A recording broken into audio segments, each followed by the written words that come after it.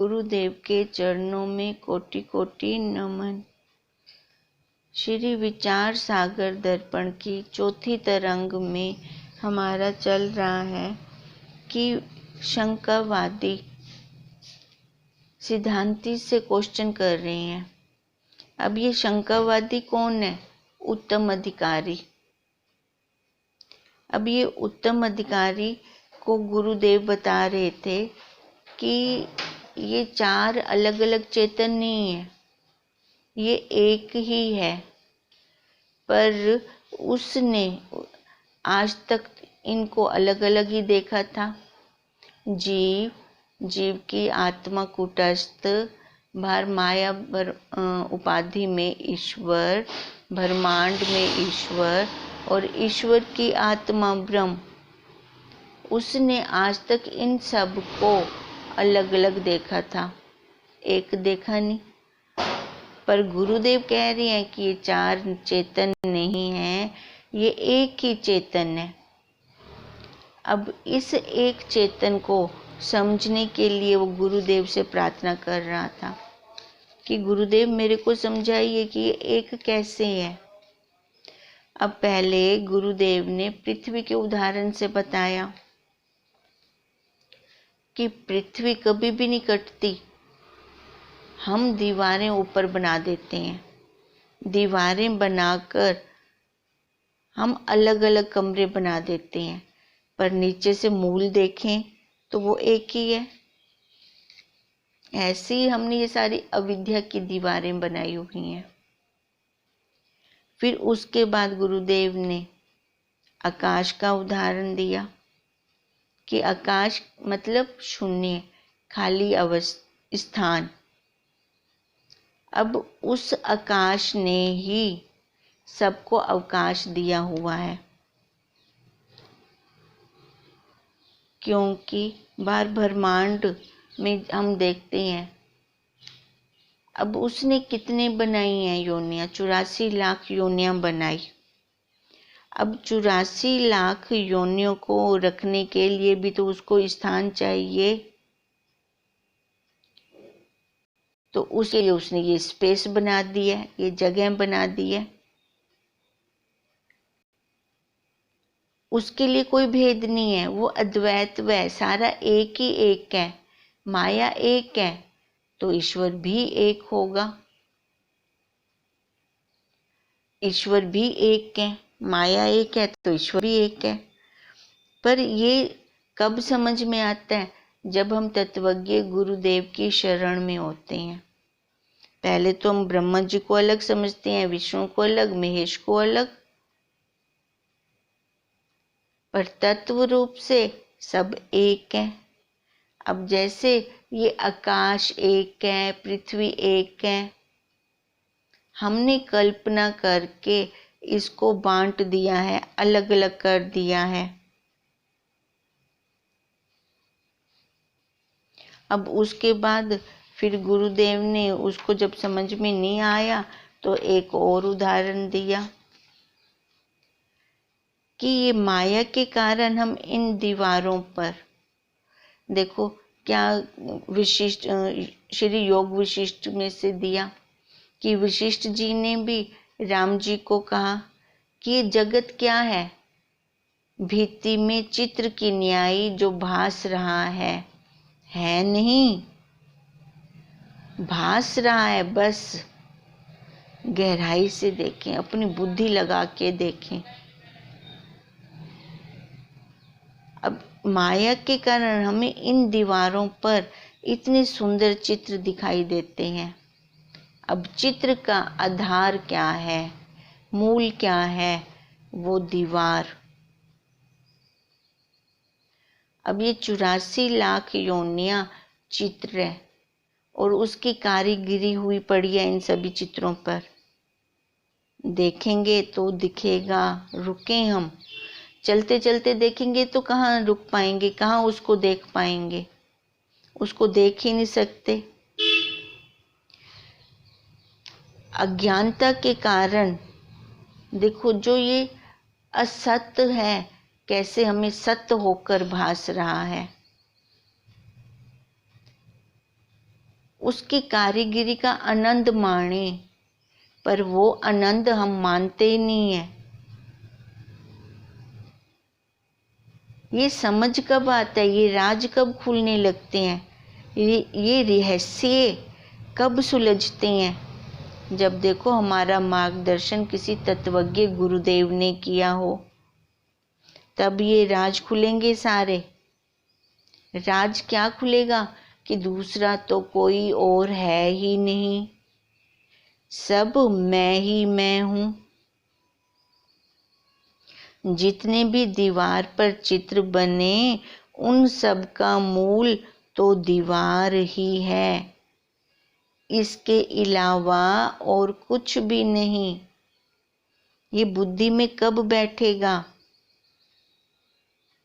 कब इस पे दृढ़ता आएगी? जब विचार चलेगा और अपना पुरुषार्थ होगा। पुरुषार्थ मतलब अभ्यास। हम जब बार बार अपना अभ्यास करें और विचार करें कि दूसरा तो है ही नहीं, सब मैं ही हूँ, मैं ही हूँ, मैं ही हूँ। जब मैं हूँ तो राग किससे, द्वेष किससे? व्यवहारिक सत्ता में सब व्यवहार करें, उसका मानना नहीं है। व्यवहारिक सत्ता में सारा व्यवहार करके वापस कहाँ लौट के आ जाएं? अपनी परमार्थिक सत्ता में। अब सब मैं हूं तो फिर कहेंगे फिर बच्चों को डांटे भी ना। अब वो गलत काम करें, पहले पहले तो उनको सब सिखाना पड़ता है। अरे भाई, गुरुदेव हमें व्यवहार करने के लिए मना नहीं कर रहे, वो तो उन्होंने पहले ही बता दिया। काम भेद से, स्थान भेद से नाम भेद हो गया, नाम भेद से व्यवहार भेद हो गया। व्यवहार सारा करें पर बुद्धि में दृढ़ता क्या रहे, अपने स्वरूप की। हर गली में घूम के आए पर अपनी गली ना भूलें। हम क्या करते हैं, और गलियों में जाते हैं घूमने के लिए तो अपनी गली को ही भूल जाते हैं। तो इसलिए आज तक हमारी ये जन्म पे जन्म, जन्म पे जन्म यही तो चल रहे थे। अब गुरुदेव एक और उदाहरण दे रही हैं, एक और उदाहरण के द्वारा समझा रही हैं कि हमने पेपर पर एक चित्र बनाया। अब चित्र किसका बनाया? कान्हा जी का। अब साथ में गाय भी बना दी, हरी हरी घास भी बना दी, वृक्ष भी बना दिए, ऊपर बादल भी बना दिए, बर्ड्स भी बना दिए ऊपर, और उसमें हमने रंग भी भर दिए। अब एक हमने पेपर पे कान्हा जी का चित्र बनाया और दूसरे पेपर पर हमने एक नर्तकी का चित्र बना दिया, उसमें भी रंग भर दिए। अब एक व्यक्ति आया, उसने कान्हा जी को प्रणाम किया, श्रद्धा के साथ अपना सिर झुकाया, और जो दूसरा चित्र था उस नर्तकी का, उसकी तरफ उसने देखा ही नहीं। अब हम ध्यान दें, ये सारा रंगों का ही खेल है, गुणों का ही खेल है। नहीं तो आधार तो दोनों का पेपर ही था। अब ये गुण ही तो गुणों में बरत रहे हैं, सात्विकी, राजसी, तामसी। पूरी सृष्टि इसी के ऊपर खड़ी है। विचार करें, गहराई से विचार करें। अभी हम सुन रहे हैं ना, बाद में इसके ऊपर ना विचार करेंगे, रुक जाएंगे, यहाँ पर इस लाइन के ऊपर रुक जाएंगे कि पूरी सृष्टि गुणों पे खड़ी है। जहाँ पे भी देखो हमारा व्यवहार होता है ना, चाहे भले हम ही क्यों ना हो, गुणों के अनुसार व्यवहार करते हैं। कभी हमारे गुण, अब बाहर किसी को क्या देखना, अपने आप को ही देखते हैं हम, हमारे गुण कभी भी एक जैसे नहीं रहते, बदल रही हैं बदल रही हैं बदल रही हैं। तो क्या हमें वो बदलते हुए दिखते हैं, या हम बह जाते हैं उसके साथ में ही? सुबह सुबह सत्वगुण, कोई फालतू बोल भी रहा हो तो भी दिल नहीं करता बोलने को। 8 बजे के बाद, 9 बजे के बाद रजोगुण, वो क्रिया शुरू हो जाती है। फिर प्राण भी मांगने लग जाते हैं। फिर जाएंगे रसोई में, फिर बनाएंगे, वो क्रिया शुरू। 12-1 बजे तक फिर देखो सारा गुण लय, फिर तमोगुण आना शुरू हो गया, निद्रा आलस्य आनी शुरू हो गई। हम देखें कैसे गुण गुण बरत रही हैं, कभी एक जैसा, कभी बहुत गुस्सा आ रहा होता है तो कभी मन एकदम शांत होता है, तो कभी क्रिया में लगा होता है। ना इसको फिर शांति का अनुभव होता है, ना गुस्से का अनुभव होता है। वो रजोगुण ऊपर होता है, एक गुण ऊपर होता है तो बाकी 2 गुण नीचे होते हैं। अनुभव करें। अब तभी तो गुरुदेव कह रहे हैं कि ये पूरी सृष्टि कहाँ पे खड़ी है, गुणों पे खड़ी है। सृष्टि रंगों से खड़ी है, जिस प्रकार का रंग है उस प्रकार का कार्य है। जिस रंग का मैंने चश्मा डाल रखा है बाहर मेरे को, वैसे उस रंग का ही सारा दिखाई देगा। रंग क्या मतलब? अंतःकरण। अब जैसा गुण का अंतःकरण होगा वो वैसा ही बाहर देख पाएगा, उससे अलग नहीं देख सकता। अब यहाँ पर देखें कि भगवान कृष्ण जी हैं, घास भी है, गाय भी है, पक्षी भी हैं, मतलब कि जड़ भी साथ में है, चेतन भी साथ में है। पर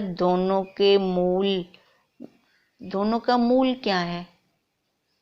ये सारा का सारा तो वो कैलेंडर है ना, वो पेपर है ना, जिसके ऊपर घास है। घास भी कागज है, गाय भी कागज है, कृष्ण जी भी कागज रूप हैं। अब है तो सारा ये कागज, तो क्या हमें वहां पे फिर कागज वो आधार ना देखकर हमने क्या किया? जो उसके ऊपर चित्र बनाया उसको हमने नमस्कार किया, और गुणों के अनुसार नर्तकी को नहीं किया। किसको किया? कृष्ण जी को। ऐसे ही दीवार में जो हमने चित्र देखे तो वह चित्र भी क्या थे? मूल रूप से वो दीवार ही थे। पर हम कहाँ रुक गए? मूल तो हमें दिखा नहीं। हमें क्या दिखा? चित्र। जो ये चित्र भासे, जो हमने चित्र देखे, तो हमें ये कैसे लगे थे उस काल में? सच्चे? तभी तो श्रद्धा से प्रणाम किया हमने, नर्तकी को किया नहीं। पर मूल तो उन सब का पेपर था, कागज था, वहां पे हमारी दृष्टि ना गई। अब कमरे में हमने अलग अलग देखे आकाश, जो ये कमरे का आकाश है, ये मठाकाश। इस आकाश के अंदर मटका रखा है, मटके के अंदर जो आकाश है वो घटाकाश। जो इन दोनों के बाहर का आकाश है वो महाकाश। अब क्या ये आकाश अलग अलग हो गए? नहीं, मूल वही एक है। आकाश की क्या काट फाट हुई? वो भी ना हुई। ऐसे हमने जितने जितने कमरे बना दिए, उन कमरों में सबका मूल क्या था? पृथ्वी। अब पृथ्वी की काट फाट हुई, हम जो कहते हैं प्लाट कट रहे हैं, प्लाट कट रहे हैं, तो क्या पृथ्वी काटी गई कि हमने कल्पना से ऊपर दीवारें खड़ी की और उनको नाम भी हमने दिया? उस परमात्मा ने थोड़ी दिया, उसने तो सबके लिए एक बना दिया। हमने ये लाइनें निकाल दी, सरहद पार पाकिस्तान और इस साइड इंडिया, ये तो हमने ही बनाई है ना, हमारी कपोल कल्पना है ना। परमात्मा तो अद्वैत तत्व में स्थित है और उसने हमें दिया भी वही। जिसके पास जो होता है वही हमें देता है, वही तो देगा और सभी को वो भी। तो वहां पर हमारी दृष्टि ना जाकर कहाँ रुक गई? बेडरूम में, ड्राइंग रूम में, किचन में, बाथरूम में, जो कि ये सारी कपोल कल्पना है। ऐसी आकाश भी हमने अंदर बाहर किया। आकाश अंदर बाहर नहीं है, आधार इनका एक ही महाकाश है। हमने दीवारें बनाई, ये याद रखें। उस परमात्मा ने नहीं बनाई, हमने दीवारें बनाई। अंदर बाहर हमने ही किया है। ऐसे ही शरीर की दीवारों में हमने 84 लाख आकार बना दिए। मूल तो सारा एक है, वो साक्षी, वो दीवार, वो पृथ्वी, वो आकाश, वो एक है। हमने ये 84 लाख आकार बनाए, ये आकारों के नाम दिए, आकार उसके नाम हमारे। नहीं तो तत्व रूप से देखें तो एक ही एक है। और इन आकारों का मूल वही ब्रह्म ही है। अब देखो, अब इस शंकावादी की शंका तो वैसे बनी रही, इतना समझाने पर भी गुरुदेव को वो कह रहा है कि और समझाओ गुरुदेव, और खोल के समझाओ कि एक ही आकाश में घड़े, जल और बादल की उपाधि से ये घटाकाश, जलाकाश, मेघाकाश और महाकाश कहा। कैसे कहा? ये तो मेरे को समझ में नहीं आया। अब गुरुदेव कहते हैं कि जैसी जैसी उपाधि है, आकाश को भी हमने वैसा ही वैसा नाम दे दिया। अब देखो, जैसे हम अभी इस अंदर कमरे में बैठे हैं, जो जहाँ बैठा है उस हिसाब से देख लेंगे, तो इसको हमने क्या उपाधि दे दी? कमरे के आकाश को, आकाश है ना कमरे में, तभी तो बैठ पा रहे हैं। अगर आकाश ना होता तो हम क्या बैठ सकते थे कमरे के अंदर? नहीं। तो हमने इस कमरे के आकाश को क्या बोला? मठाकाश। अब हमने ये कमरे के अंदर जो ये आकाश है उसको हमने ये नाम दे दिया, और जो मटके के अंदर आकाश है उसको हमने नाम दिया घटाकाश। अब बादल के अंदर जो आकाश है उसको हमने नाम दिया मेघाकाश। अब हम कहेंगे कि बादल के अंदर भी आकाश होता है क्या? अरे भाई हाँ, होता है, बादल के अंदर भी आकाश। आकाश है तभी तो बादल के अंदर पानी है पानी रुका हुआ है बादल के अंदर पानी। आकाश ने अवकाश दे रखा है, तभी उसके अंदर पानी ठहरा, तभी हमने उसको क्या नाम दे दिया? मेघाकाश। गिलास के अंदर जो आकाश है उसको क्या दे दिया? गिलासाकाश। अब जल के अंदर जो आकाश है उसको हम क्या कहेंगे? जलाकाश।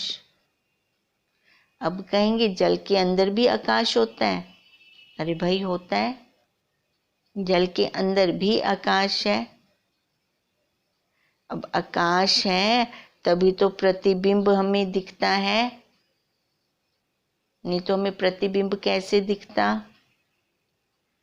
उसको हमने संज्ञा दे दी जल के आकाश को जलाकाश। जो हम उपाधि हमने जो हमने उपाधि ली उसको हमने वही संज्ञा दी। अब बाल्टी ले लें, बाल्टी के अंदर भी तो आकाश है। आकाश है तभी तो हम उसमें पानी भर सकते हैं या कुछ भी उसमें रख दें। लोटे के अंदर भी आकाश है तभी हम उसके घी डालें, दूध डालें, पानी डालें, जो कुछ मर्जी डालें।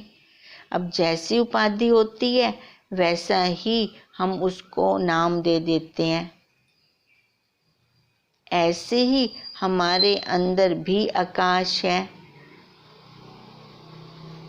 हम सब ने इसका अनुभव किया है। आकाश है तभी तो हम खा रहे हैं, पी रहे हैं, बोल रहे हैं, चौकड़ी लगाकर बैठ रहे हैं। देखें हम उसको, उसका अनुभव करें।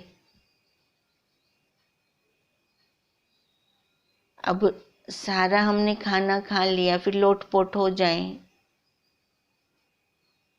तो वो भी लोटपोट हो जाता है जो हमने खाना खाया।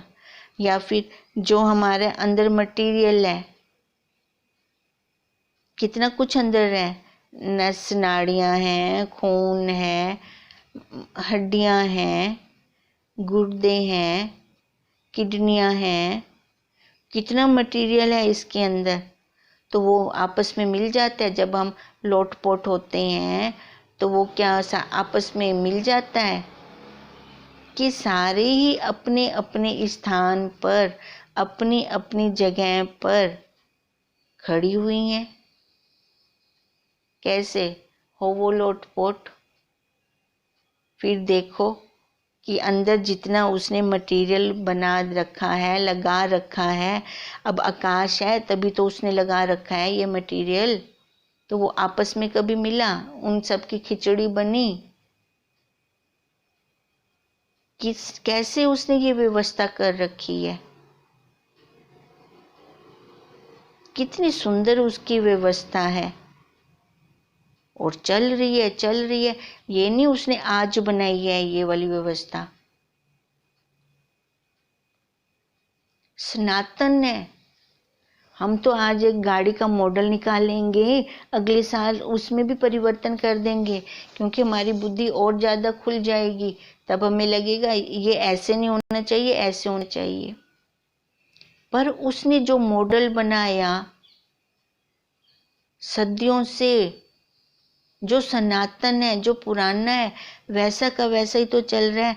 तो देखो उसने व्यवस्था कितनी सुंदर कर रखी है, कितनी सुंदर व्यवस्था है। जहाँ की हो रही है परिक्रमा उस महान की, देखें तो वो महान दिखेगा। कैसे उसने सबको अवकाश दे रखा है, कैसे उसने सबको अवकाश दे रखा है, कैसे उसने ये सुंदर व्यवस्था चला रखी है। पर हमें तो वो दिखती ही नहीं है। तभी हम कहते हैं सत्यम शिवम सुंदरम, कि वो सत्य ही सबसे बड़ा सुंदर है। कितनी सुंदरता से उसने ये सारा संभाल रखा है। उसके अलावा कोई दूसरा सुंदर ही नहीं है। देखो सुंदर, सुंदर बोलते हैं ना हम, उसका कोई रंग रूप आकार है क्या? देखो, अगर कोई बच्चा बहुत अच्छा काम करता है, माँ बाप का कहना मानता है, उनकी पूरी सेवा करता है, भले वो बच्चा सामने नहीं है माँ बाप के, पर माँ बाप को उसके प्रति, वो ऑफिस में बैठे अपना काम कर रहे हैं, पर माँ बाप को उसके प्रति कितना प्यार आ रहा होता है। चाहे वो माँ बाप घर में बैठे हैं, बुजुर्ग हैं, कितना स्नेह निकल रहा होता है उस बच्चे के प्रति। अब देखो, ऐसे ही परमात्मा ने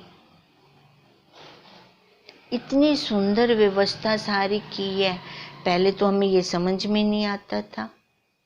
जब ये गुरुदेव ने रहस्य खोले, फिर उनकी उस परमात्मा की व्यवस्था समझ में आने लगी। हमारे लिए वो जो कुछ करके गया है, अब देखो, जो बच्चा माँ बाप के लिए जो कुछ करके जाता है, तो उसको माँ बाप के अंदर से कितनी अच्छी उस बच्चे के लिए फीलिंग निकल रही होती है, दुआएं निकल रही होती हैं। ऐसे ही हमारे परमात्मा ने हमारे लिए जो कर दिया, कभी हमने वो रुक कर देखा, उसको अनुभव किया, कैसे वो ज्ञान स्वरूप होकर व्यष्टि में भी समष्टि में भी खुद बैठ गया। कभी गहराई से हमने सोचा कि उसके अलावा तो और कुछ दूसरा है ही नहीं, वो ही सारा कुछ करवा रहा है। अब वही गुरुदेव कहते हैं, तो आकाश जिस जिस उपाधि में है, उसका वैसा वैसा नाम है। उसी प्रकार एक ही चेतन जैसे माया में प्रतिबिंब है ना, एक ही चेतन माया में प्रतिबिंबित है। माया एक बड़ा शीशा है, ऐसे हम मान लेते हैं ना। अब शीशे के आगे जो जाता है उसको वही दिखा देता है। अब ऐसे मान लें कि माया एक बहुत बड़ा शीशा है। माया के अंदर जो प्रतिबिंब है उसको ईश्वर कहा। अब माया एक है कि अनेक है?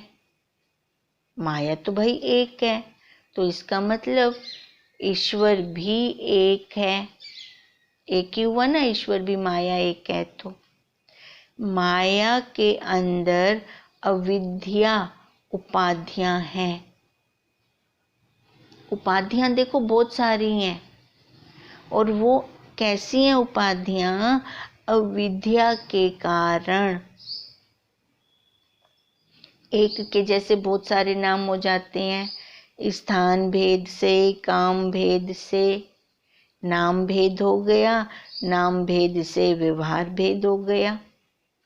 है तो वो एक का एक है, वो एक की एक स्त्री, कभी गृहिणी है, कभी टीचर है, कभी सत्संगी है ना। देखो, स्थान भेद से काम भेद हो गया, काम भेद से व्यवहार भेद भी उसका अलग अलग हो गया, पर है वो एक। अब ऐसे गुरुदेव कह रहे हैं, माया के अंदर अविद्या उपाधियां हैं। उपाधियां मतलब बहुत सारी। माया के अंदर एक, मान लो माया क्या है, एक उसके अंदर जो ना एक बहुत बड़ा गोला हमने बना ले, और उस गोले में हम छोटे छोटी बिंदियां लगा दें समझने के लिए, है ना। एक बड़ा गोला, उस गोले के अंदर छोटी छोटी बिंदियां। अब जो ये बिंदियां लगाई वो हो गई जीव। वो अविद्या उपाधि से छोटी छोटी बिंदियां, अब वो हो गई जीव। छोटी छोटी बिंदियों के अंदर जो चेतन है उसको कहा है जीव, आकार को नहीं कहा। जो उसके अंदर चेतन है उसको कहा जीव, और जो ये बड़ा गोला है उसके अंदर जो चेतन का प्रतिबिंब है उसको कहा ईश्वर। अब वो गोला हो गया ईश्वर, गोले के अंदर ये छोटी छोटी बिंदियां हो गई जीव। अब देखें कि सारे जीव किसके अंदर हैं। वो गोला क्या था? ईश्वर। अब ये छोटी छोटी बिंदियां क्या थी? जीव। अब ये छोटी छोटी बिंदियां किसके अंदर हैं? एक बड़े गोले के अंदर, माने ईश्वर के अंदर। सब जीवों का शरीर मिलाकर तो क्या बना? एक ईश्वर का शरीर। तो इस प्रकार गुरुदेव देखो हमें कैसे समझा रहे हैं कि ये जीव है, एक अविद्या की उपाधि में चेतन का प्रतिबिंब जीव। जीव जीव कैसे बना? अविद्या उपाधि से। बिंब तो वही, जब उस बिंब का प्रतिबिंब पड़ा तो ये अविद्या के कारण है ना, ये भी ध्यान में रखें, जीव अविद्या उपाधि से। तो वो क्या हुआ? जब उसका प्रतिबिंब पड़ा तो वो बन गया जीव। पर साथ में वो गोला भी ना भूलें हम, गोला बड़ा है तो उसको माया कहा, ईश्वर कहा। उसके अंदर ये छोटी छोटी बिंदियां लगी हैं। छोटी छोटी बिंदियां मतलब 84 लाख योनियां उस गोले के अंदर आ गई, ये सारी की सारी। अब वो गोला ये हो गया ब्रह्मांड। उस गोले में आकाश भी चाहिए इन सबको रखने के लिए, है ना, तभी उसको हमने ब्रह्मांड की उपाधि दी। ब्रह्मांड कह दिया, माया कह दिया, आकाश कह दिया, क्योंकि ठहरने के लिए आकाश भी चाहिए। ये सारा चेतन का प्रतिबिंब, ये सारा उस चेतन का प्रतिबिंब। किसका प्रतिबिंब है? जो वो सत्ता है। प्रतिबिंब ईश्वर भी प्रतिबिंब।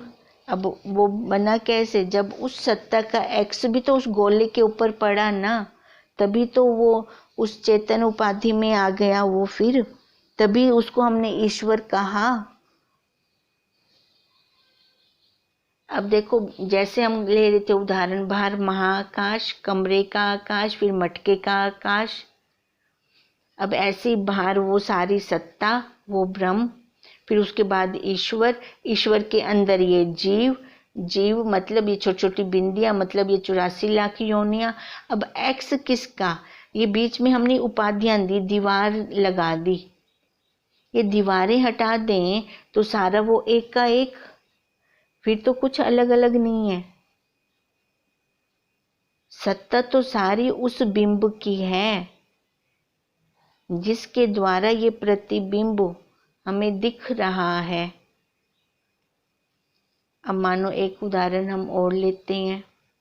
ऊपर सूरज, नीचे हमने एक बाल्टी रख दी। बाल्टी के अंदर भी आकाश, उस आकाश में बाल्टी के अंदर हमने जल भरा। अब जल के अंदर भी आकाश, उस सूरज का प्रतिबिंब पड़ा। अब वही प्रतिबिंब दीवार पर पड़ रहा है। अब वो देखो, वो जल अगर हिलता है तो दीवार वाला प्रतिबिंब भी हिल रहा है। होता है ऐसे? देखें, ध्यान दें। अब जो हमने सूरज रखा वो इस सत्ता के स्थान पर, हमने बोला ना बाहर सूरज, अब वो सूरज क्या हो गया? सत्ता के स्थान पर, ब्रह्म के स्थान पर। और जो उसका बिंब पड़ा बाल्टी में, है ना, उस बिंब का प्रतिबिंब जो हमने बाल्टी के अंदर सूरज देखा, तो ये हो गया ईश्वर के स्थान पर। अब जो ये बाल्टी वाला जो ये प्रतिबिंब का एक्स फिर दीवार पे पड़ा, तो जो दीवार पे हमने देखा सूरज, तो ये क्या हो गया, जीव के स्थान पर। अब ये सारा है क्या, मूल क्या था इन सब का, वो सत्ता, वो ब्रह्म, बाहर भी वही, अंदर भी वही।